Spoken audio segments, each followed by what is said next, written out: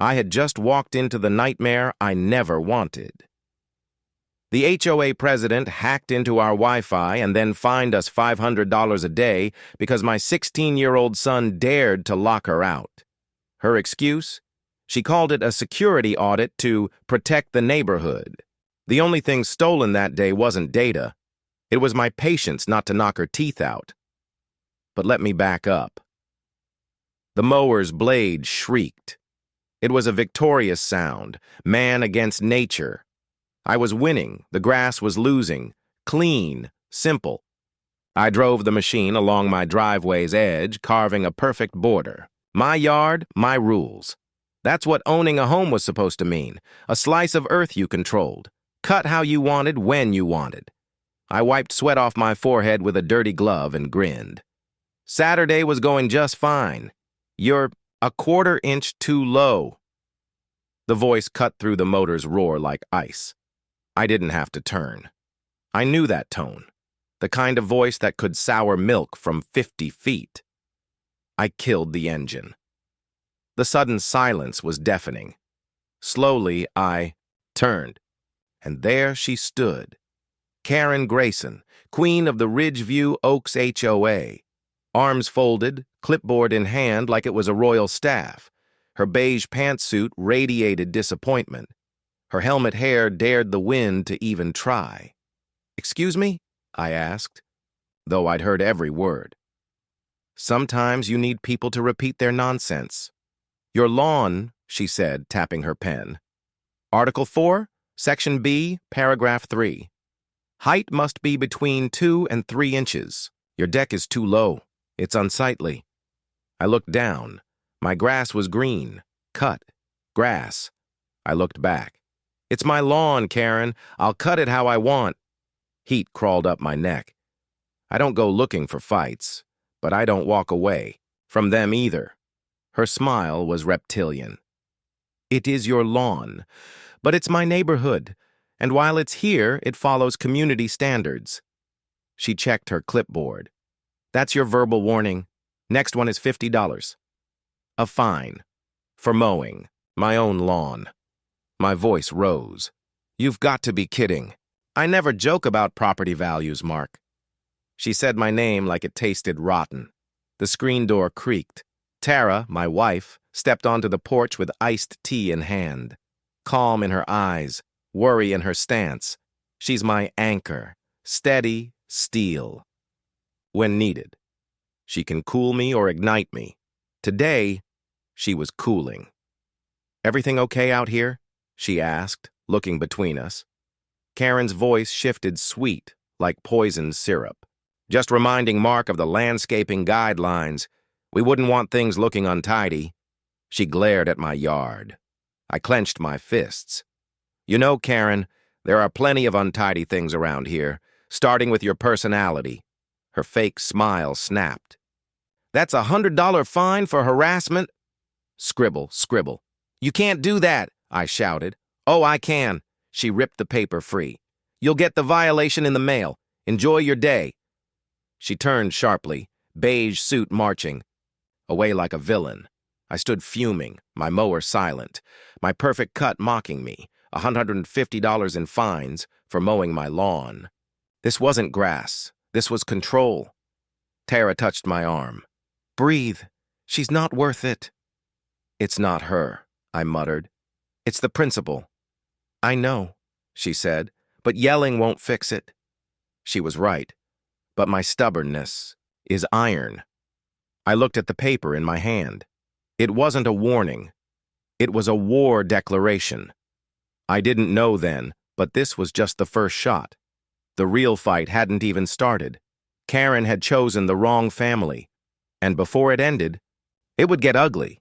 Very ugly. Funny thing is, we moved to Ridgeview Oaks for peace, tree-lined streets, a good school for our son, Kevin, friendly waves from neighbors. For a year, we had exactly that. Backyard barbecues, Tara's garden full of tomatoes. Even Kevin came outside sometimes.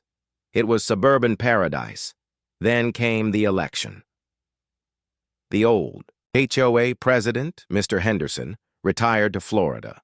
a gentleman who did little more than host potlucks. That's when Karen struck. She'd lived here for years, quiet, unnoticed. She ran on restoring excellence. Sounded harmless. We didn't.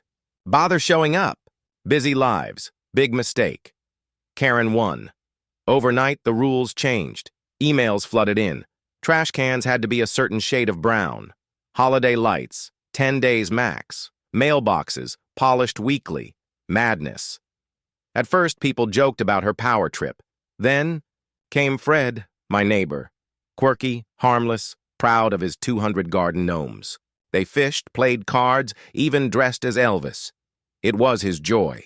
But Karen said they broke neighborhood harmony.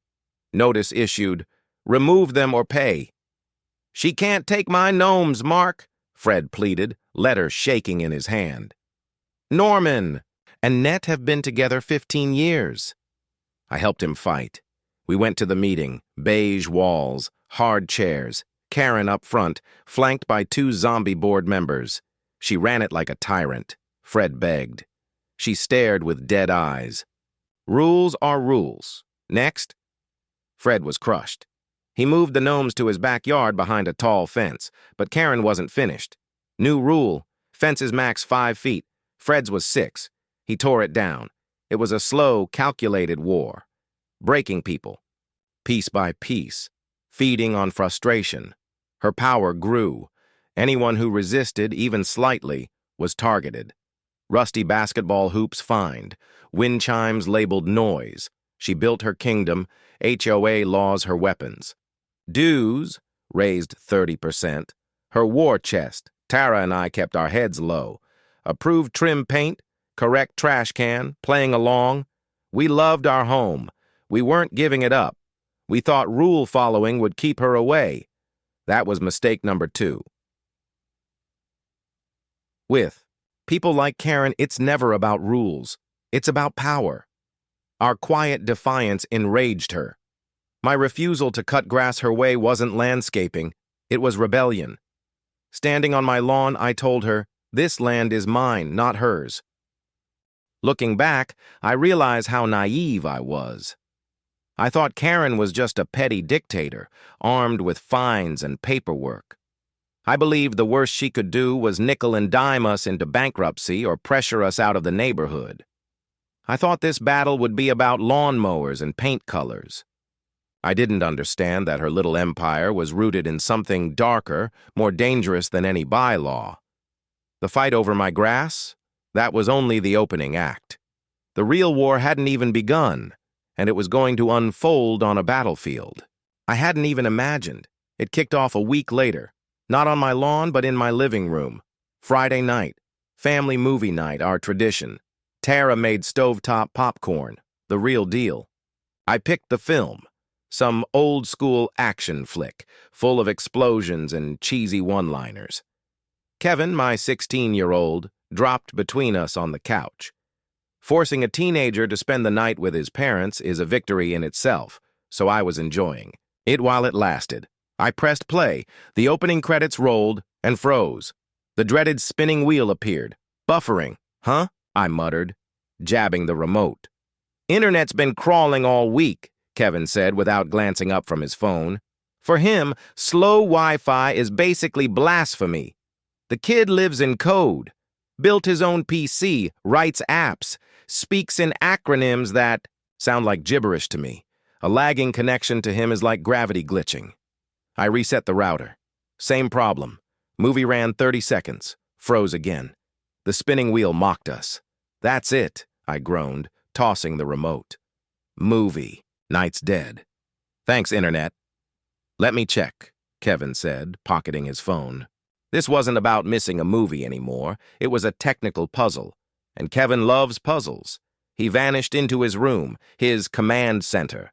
Wires everywhere, glowing screens, keyboards clicking like a hive of insects.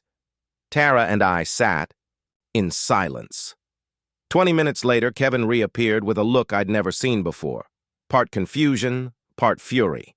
I found the problem, he said. Great, I answered. Squirrel chewed the cable again? He shook his head. No, Someone's hijacking our bandwidth, almost 80% of it. Before the signal even reaches us. Tara sat upright. Stealing it? Who would do that? Kevin raked his hand through messy hair.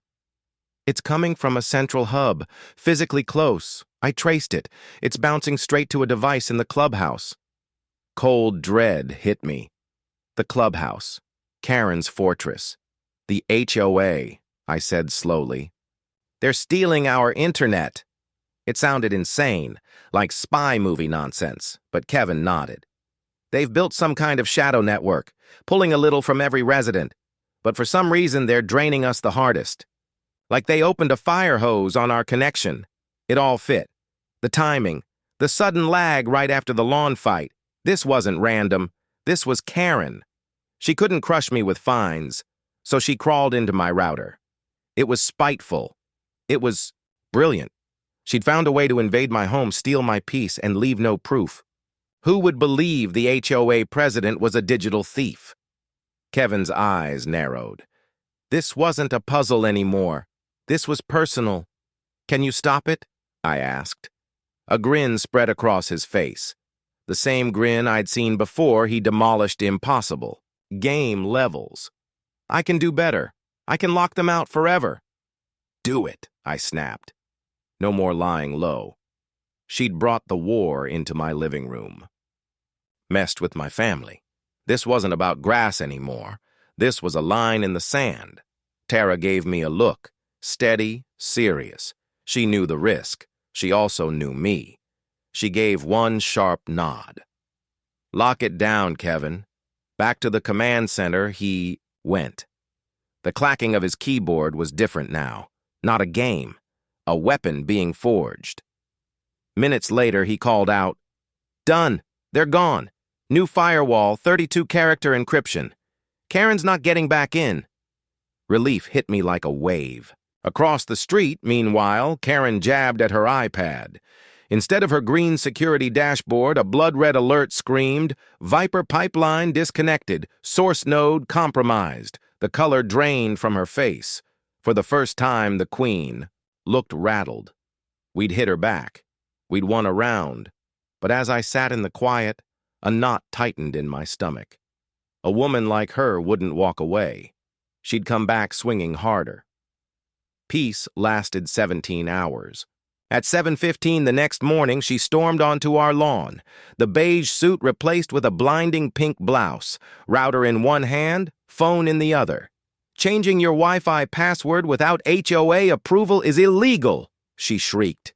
Neighbors peeked from behind curtains. Kevin shut ours. I clenched my jaw. The next day, I woke to an orange sticker plastered on my car window. Final towing warning. It cited Article 6. No vehicles on the street more than 12 hours. The joke? My car was in my own driveway. She's not even hiding it now, I growled, slapping the sticker on the counter. "This is payback for the internet," Tara said grimly.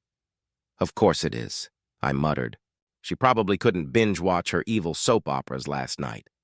And then came the flood. Fined for putting recycling bins out the night before pickup. Cited for a weed in the sidewalk crack.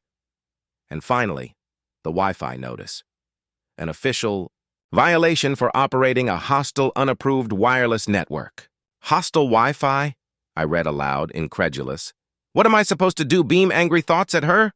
"She's winging it," Kevin said, scanning the letter. "Just throwing stuff at us to see what sticks." "Well, it's sticking," I said, pointing at the growing pile of notices. We were already $500 deep in fines. Something had to give. I turned to Fred. Found him polishing an Elvis gnome in his backyard, eyes weary. "Hostile Wi-Fi, huh?" He sighed. "That's new. Last week she fined me because my bird feeder was attracting undesirable avian elements. I think she hates blue jays." "What do we do, Fred?" "We can't just let her ruin us." He looked defeated.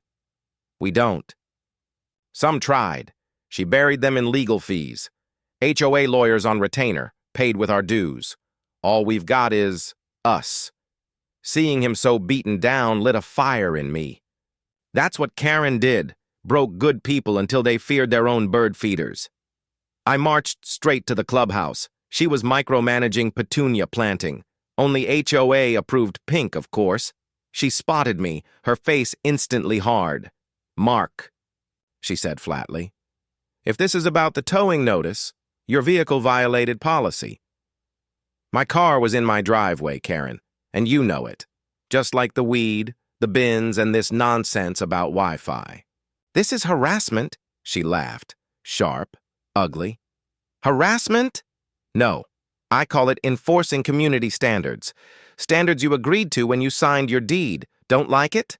Sell and leave." "This isn't about rules," I hissed. "This is about us cutting you off from our network." Her eyes blazed with something colder than usual. Rage. Pure, venomous rage. She leaned close. "I don't know what you're accusing me of," she whispered, "but if I were you, I'd be very, very careful. The HOA has broad authority to keep this place stable. People who disrupt stability usually regret it. A direct threat. Back down or be crushed." Then she turned, dismissing me like dirt under her shoe. I walked home, fury boiling. Tara was right. Arguing didn't work. Fred was right. Alone, we couldn't win. Karen held all the cards. Karen had the bylaws. She had the money. Most of all, she had the fear of an entire neighborhood in her pocket. And us, we were boxed in. Every sunrise came with the same sick thought. What new violation would she invent today? Our house felt less like a home and more like a cage she controlled. That night, sleep wouldn't come. Her words kept echoing, "Ensure the stability of this community." But why siphon that much bandwidth for stability? This wasn't about buffering Netflix. This wasn't revenge for Wi-Fi. Something bigger was buried under her rules. I wandered into Kevin's room. He was knocked out, his face dimly lit by a monitor still alive with code. Endless streams of symbols scrolled by, a language I couldn't read. But I didn't need to understand the code. I understood my son. He was sharp, restless, relentless. He'd poked the hornet's nest because I told him to, and now those hornets were circling. But maybe he could do more than just fight them off. Maybe he could figure out why they were buzzing so violently in the first place. The next morning, I said it out loud in the empty kitchen. She's hiding something. The fines, the threats, the way she escalated, it was way out of proportion. This wasn't about blocking her Wi-Fi. We had stumbled onto something she was desperate to keep buried. At breakfast, I leveled with Kevin. "I need you to do something for me," I said, my voice low. "And I won't blame you if you say no. It's risky. Maybe illegal." He didn't flinch. Just shoveled a spoonful of cereal, one eyebrow raised. "I'm listening." "The network," I said. "The one you locked her out of. I need you to get back in." He nearly choked. "Dad, I locked it down like Fort Knox. Breaking my own encryption? That's insane." "Why?" "Because I need to know what she's really doing with all that." "Bandwidth," I answered. "She threatened me. She mentioned security. This isn't just cat videos, she's hiding something." His eyes lit up, the way they always did when a puzzle turned dangerous. He repeated my words slowly, like savoring them. "Be a ghost." And then he smiled. "I can do that." For 2 days, Kevin became a shadow. His door stayed shut. The only signs of life were the click-clack of keys and the occasional muffled request for food. Tara paced the kitchen, wringing her hands. "Mark, are you sure about this? If he gets caught—" "What's the alternative?" I snapped, pacing myself. "We roll over and let her drive us out of our own home? No. We fight back. And Kevin is the only weapon we've got." On the third night, just before midnight, his door creaked open. He emerged pale, eyes blazing, laptop clutched like it was radioactive. "You need to see this," he whispered. We gathered at the coffee table. He flipped the screen open. "Getting back in was brutal," he said, voice trembling. "She's got real equipment in that clubhouse. Enterprise-level hardware. Not something you pick up at Best Buy. This is professional. And it's not just about stealing bandwidth. She was hiding something behind it. On the screen, a complex web of nodes and relays appeared, a digital spider web stretching across servers. She's built a shield, Kevin explained, using all our connections as camouflage. Every house is a mask. The traffic's impossible to trace. It's a smokescreen. A smokescreen for what? Tara asked, her voice barely audible. Kevin swallowed hard. I followed the flow. It's being funneled offshore, layered through encrypted servers. Most of it is untraceable, but one name kept popping up in the code. A project designation. He tapped a key. A single word glared back at us in stark white letters. Viper. What is Viper? I muttered. I don't know, Kevin admitted. But it's huge. I couldn't break the final lock, but I saw the file sizes. Terabytes of video, uploading and downloading non-stop. And the money... He paused, shaking his head. Our HOA dues aren't paying for lawyers and landscaping. They're being laundered, converted to crypto, sent straight to the same accounts that run Viper. The room froze. Our quiet cul-de-sac. The tree-lined streets, the pink petunias. It was all a cover, a mask for something massive and criminal. And Karen wasn't just a petty tyrant. She was a gatekeeper. Oh my God, Tara whispered, covering her mouth. That was the moment. Everything shifted. This wasn't about lawns or Wi-Fi.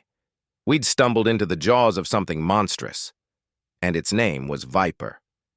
We have to go to the police, Tara said firmly. No, I blurted out, colder than I meant. What do you mean no? She shot back. This is organized crime, offshore servers, crypto laundering. That's exactly what the police are for. And what do we tell them? I snapped. That our 16-year-old son hacked into a private network? That all we've got is code on a laptop no one will understand? Karen will spin it. She'll call us disgruntled homeowners with a grudge. They'll look at her, the respected president, and then at us, the family drowning in fines. Who do you think they'll believe? Kevin finally spoke, voice flat. Dad's right. First thing they'll do is seize my laptop. Then they charge me with cybercrimes. Karen walks. I go down. Silence crushed the room. We were trapped. Tell the truth, and we lose everything. Stay quiet, and we live on top of a criminal empire. Funding it with our own money. Tara's voice cracked. So what do? We can't live like this. I looked at Kevin. He was staring at the laptop like it was a loaded gun. My gut twisted. This was the line I never thought I'd cross. From the very start, all I wanted was to protect my family. But now, I was staring at the cost of that instinct. How far would I go to defend them? I was starting to find out. That single, menacing word, Viper. He hadn't stumbled on it by chance. He had hunted it, tracked it. He had skills, and a hidden weapon Karen never suspected. We can't call the police, I whispered slowly. A darker plan was taking shape in my mind. Not yet. We need proof, not digital scraps they can dismiss. Something solid, undeniable. Evidence that pins Karen and this Viper thing so tight it never escapes. You mean we investigate? Tara's face was pale. Mark, we're no detectives. You sell insurance. I clean teeth. Kevin's a teenager. And Karen, she runs the HOA. I pushed back, voice trembling with fierce energy. It wasn't anger anymore. It was resolve. Look what she's built. We're not who we were last week. We know the truth, and that means only us can stop her. We just have to be smarter, more careful. We have to beat her at her own game. I turned to Kevin. Can you do it? Can you find what Viper really is without them knowing? A weakness, a person, a location, anything? Kevin's eyes darted between me and his mom. The weight pressed down on him. I was asking him to walk into the dark, to spy in a war we barely understood. For a second, he looked like the scared kid he was. Then it vanished, replaced by sharp focus. He nodded firmly. I can try, but I'll need better tools. And I'll need to get inside the clubhouse. The words dropped like a bomb. No more bedroom hacking. He was talking about breaking in. A crossroads lay before us, and I had chosen, not the safe path, the dangerous one. We weren't just victims now, we were conspirators. To protect my family, I had to drag them deeper into risk. The question wasn't if we should, but if we could survive it. The plan was reckless, on paper, pure insanity. But it was all we had. Kevin needed to plant a device, tiny, custom-built, a keylogger and data sniffer, directly on the clubhouse server. Not just watching traffic, but recording everything. Passwords, transfers, conversations. A direct look into Viper's core. The server's in a locked office, Kevin explained, showing us a blueprint. The clubhouse has a keypad lock and motion sensors. We'll need the code and a way past the alarms. I might handle the code, a voice cut in from the doorway. We jumped. It was Fred, our neighbor, holding brownies. Stress baking, he said sheepishly. Saw the lights on, thought maybe you were worrying about Karen too. His eyes landed on the plans. He didn't bolt. He just looked curious. I made a snap choice. We needed help, and Fred, goofy as he was, hated Karen as much as we did. I explained, lightly framing it as us proving her financial crimes with HOA funds. Fred's eyes widened. She's stealing? Not just wasting it on ugly flowers? She's a crook. His face lit with excitement. I'm in. What do you need? The clubhouse code. Oh, that's easy, Fred grinned. She changes it monthly, but it's always tied to her life. Last month, her birthday. Before that, her anniversary. She's obsessed with herself. This month's newsletter mentioned the Beautification Committee's 10-year anniversary. I'll bet that's it. He gave us the date. Okay, that gets us in, Kevin said. But the motion sensors.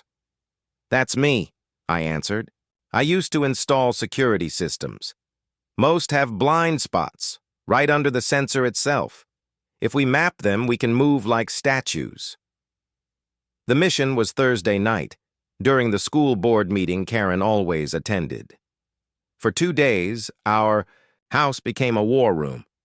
Kevin soldered wires, crafting his spy device. I memorized the floor plan. Tara became lookout. Fred supplied endless brownies. Thursday night came. Cold, moonless. Perfect. Dressed in black, Kevin and I slipped out. Tara's voice cracked in my earpiece. All clear. Karen left 20 minutes ago. We moved through Ridgeview Oaks, shadows in a battlefield. The clubhouse loomed ahead, silent. Suddenly a light flared in the house next door. We froze behind a hedge. That's Fred's house, Tara whispered. What's he doing? Fred's door burst open. He ran into his yard, yelling, They're gone! My Elvis gnomes! Stolen! He flailed his arms, drawing lights, barking dogs, neighbors' attention. He's blowing our cover, I hissed. No, Kevin whispered, grinning. He's distracting them. Sure enough, the lone guard walked toward Fred, shaking his head. Our chance. We sprinted to the door, punched the code. A green light blinked. Click. We slipped inside. Cold air. The bleach smell of Karen's smugness. Red sensor lights blinked. Low and slow, I whispered. We crawled painfully across the floor, slipping under the beams until we reached the locked office. My hands shook as I tried the lockpick kit. The first pick snapped. My chest pounded. Deep breath. The second slid in. Click, click. Final click. The door opened. Servers hummed. Kevin moved fast, attaching his device. A magnetic clip. 2 wires, done in under 30 seconds. It's in, he breathed. We relocked the office, began the crawl back, almost safe when Tara's voice shrieked in my ear. Mark, get out! The meeting's canceled. Karen's on her way. She's turning into the street. Panic, cold panic. She was coming. We scrambled, bursting out just as headlights swept the lot. Her SUV prowled in like a predator. We couldn't run, too open. I yanked Kevin into the shadows of towering pines. We pressed against the wall, hearts racing. The SUV rolled into her space. Door opened. For a second, I thought she'd see us. But she barked orders into her phone, stomped inside, never glancing back. We exhaled, waited, then slipped into the night, less graceful, but alive. Back home, relief mixed with dread. Kevin tapped furiously at his keyboard. The device is working. Data flooded in. Credentials, emails, transfers. For 2 days, we sifted. Karen wasn't just a gatekeeper. She was a regional head, recruiting HOA presidents across states, laundering money, taking cuts, bigger and darker than we imagined. Yet still, Viper's true core was locked. Triple encrypted files, military grade, unbreakable, for now. But then Kevin found the chats. Karen messaging someone called Kingpin, cold, clinical talk of shipments, payments, and another chat with David Chen, the trembling treasurer. We had thought he was her victim. The logs revealed otherwise. He was part of it. The message appeared like poison dripping onto the screen.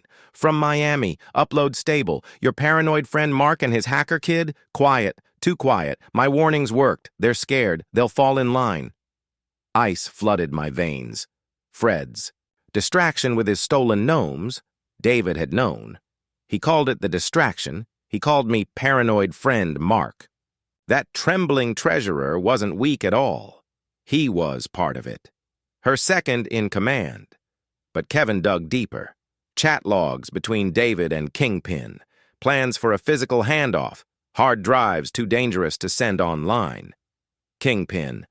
Miami. Drops hot. Need a new spot. Your place is clean. I'll be there for dues collection. David. Is that wise? Kingpin. No one will question a regional bank manager thanking an HOA for a deposit. Perfect cover. Kevin clicked the bank's website. Our team. Smiling man in a suit. David Chen. Regional vice president. My stomach dropped. David wasn't Karen's partner. He wasn't taking orders. He was the kingpin. The meek accountant mask hid a crime lord. Karen, the tyrant queen of Ridgeview Oaks, was nothing more than middle management. We'd been staring at the wrong monster. The proof was undeniable. Chat logs, transfers, ledgers. David Chen, the man who once brought Jell-O salad to a potluck, was running a criminal empire from 3 streets away. The quiet mouse was king of the rats. This changes everything, Tara whispered, pale. We can't just leak this. He's not a bully. He's a boss. Dangerous. She was right. Going public meant death. Chen didn't just find people. He erased them. We were ants fighting a dragon. So, back to plan A, I said, my voice steadier. Then I felt. Not local cops. They're compromised. We need someone untouchable. The feds, Kevin asked. The feds, I confirmed. I spent a day burning favors, working the phone like my life depended on it. Finally, a cousin of a college friend, now at the DOJ, passed me a name, Detective Daniel Harland, Federal Task Force, Cybercrime. I called. Laid everything out. Karen, Viper, Chen. My voice was raw, my hands shaking. On the other end, only furious typing. Then Harland spoke, voice gravel. You have proof? My son has a live feed. Logs, accounts, transfers, everything. Long silence. Then, if you're lying, you'll regret it. If you're not, a lot of bad people are about to have a very bad day. Meet me, 1 hour, coffee shop, 2 towns over, bring the laptop, alone. The meeting was surreal. 2 agents, sharp as blades. Harland himself looked tired, scarred by years of monsters. Kevin's summary file laid it all bare. The agents read in silence, faces darkening. This is solid, Harland finally said. Your boy did this? He protected his family, I answered. Harlan nodded slowly, more than enough to move. The HOA meeting, when? Saturday, 3 days. His grim smile cut through the tension. Then we'll see you at the HOA. The plan, agents, hidden around the clubhouse. They'd wait until Chen had the drives in hand. My job? Sit through the meeting, play dumb, and when the moment came, be the trigger. You'll cause the scene, Harlan instructed. Get loud with Karen. Distract. 30 seconds of chaos. That's all we need. Every instinct screamed to refuse. But I thought of Kevin, of Tara, of the poison viper pumped into our streets. I forced a grin. A scene? Detective? I can do more than that. Saturday. D-Day. The air in our house was thick enough to choke. Tara pacing. Kevin glued to screens feeding live updates to the feds. Me, tying a tie like a knight strapping, on armor. Are you sure? Tara asked, straightening my collar, hands trembling. No, I admitted, but it's the only way. I kissed her. Whatever happens, I love you. I love you too, she whispered. Now go give them hell. The clubhouse looked ordinary beige walls, trimmed hedges. Inside, 20 residents gathered for the budget meeting, blissfully ignorant. Karen stood smug at the podium, and somewhere in that crowd, David Chen, smiling mask hiding the dragon's fire. David Chen sat beside Karen, calm on the surface, but his watch checking betrayed him. I slipped into a chair at the back. A man near the door, the bored-looking dad, flicked me the smallest nod. One of Harlan's men. The net was already cast. The meeting droned on. Numbers, landscaping, mailbox rules. My pulse was hammering. Not yet. Not yet. Then came the guest speaker. A polished banker stepped up, all smiles, and placed a silver briefcase at David's feet. The package, the exchange. He thought it was done. That was my cue. I stood. Excuse me, I said, my voice slicing the silence. Karen's glare could have cut glass. Mark, sit down. We have an agenda. No, I said, walking forward. I want to know why my family's been buried in fake fines, why you think you own our internet. Or maybe your treasurer here can explain something called Viper. The word detonated like a bomb. Karen stumbled. David froze, eyes wide. He reached for the case. FBI, hands where we can see them. The room erupted. Agents dropped their covers, guns flashing, shouts colliding. But David bolted, clutching the briefcase, shoving past Karen toward a side exit, only to run straight into Fred. He wasn't holding a gun. He was holding a chipped garden gnome. You, Fred hissed. You're the reason she came for my gnomes. And with a furious swing, he smashed the case from David's grip. Drives scattered like coins across the floor. Agents swarmed him. Karen, too, both forced down and cuffed. It was over. Just like that. Fred shuffled over, the broken gnome still in his hands. Sorry about your gnome, I said. He looked down, then grinned. Worth it. That one was for Norman, the kingpin, beaten by a king. The weeks after felt unreal. Sirens gone. Headlines everywhere. Local HOA busted in federal sting. Our neighborhood, suddenly infamous. For once the house was quiet. Just me, Tara, Kevin, and a sunset without shadows. Kevin became a legend in whispers. The kid who cracked. The ring. The school called it misuse of resources and benched him for 2 weeks. A slap. Still, he was a hero, no matter what the paperwork said. One afternoon, an envelope arrived. My chest tightened at the HOA logo, but inside was a refund check. Every bogus fine reversed. A note slipped alongside it. Thank you. We won. And we had. We took back our street, our lives. My lawn, cut however I damn well pleased, was just grass again. But it was mine. The fight had carved scars, yes. But it taught me something. Evil doesn't always roar from castles. Sometimes it hides in the quiet house 3 doors down. And justice? It doesn't knock politely. Sometimes you build the door yourself, kick it open, and drag the truth into the light.